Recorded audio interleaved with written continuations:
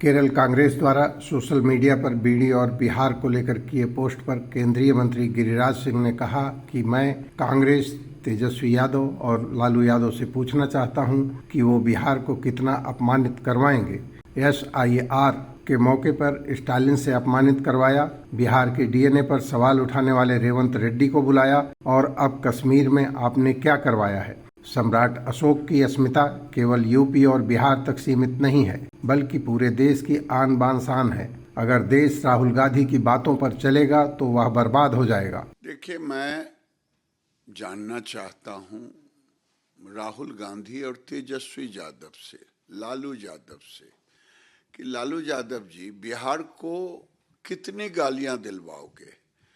आपने SIR के मौके पर स्टालिन को बुलाकर गाली दिलवाया, जो रेवंत रेड्डी जो बिहार के DNA को गाली दिया उसको बुलवाए, और अब कश्मीर से आपने जो काम करवाया राहुल जी, आखिर क्या है।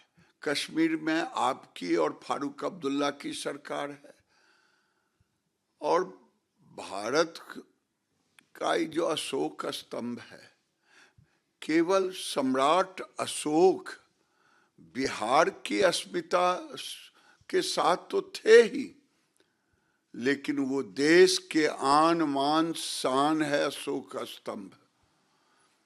अशोक स्तंभ केवल बिहार के सम्राट अशोक का अशोक स्तंभ नहीं है, संविधान ने अपनाया है, व्यवहार ने अपनाया है। आप कब तक गाली सुनवाओगे। कश्मीर से लेकर के केरल तक और बिहार, गालियां ही गालियां। अशोक सम्राट, अब अशोक सम्राट पर आ गए हैं। आपने हाइड्रोजन बम कहा था, हाइड्रोजन बम अंत में बीड़ी बम फूटा। आपने बिहारियों की तुलना बीड़ी से की, ये बीड़ी बम ही आपका हाइड्रोजन बम था। ये अगर आप जम्मू कश्मीर में नेशनल कॉन्फ्रेंस के साथ आपकी सरकार रहता है, राहुल गांधी, तेजस्वी यादव इसलिए कह रहा हूं कि या तो तेजस्वी यादव कांग्रेस से अलग हों, या राहुल गांधी फारूक अब्दुल्ला की पार्टी से संबंध तोड़ें।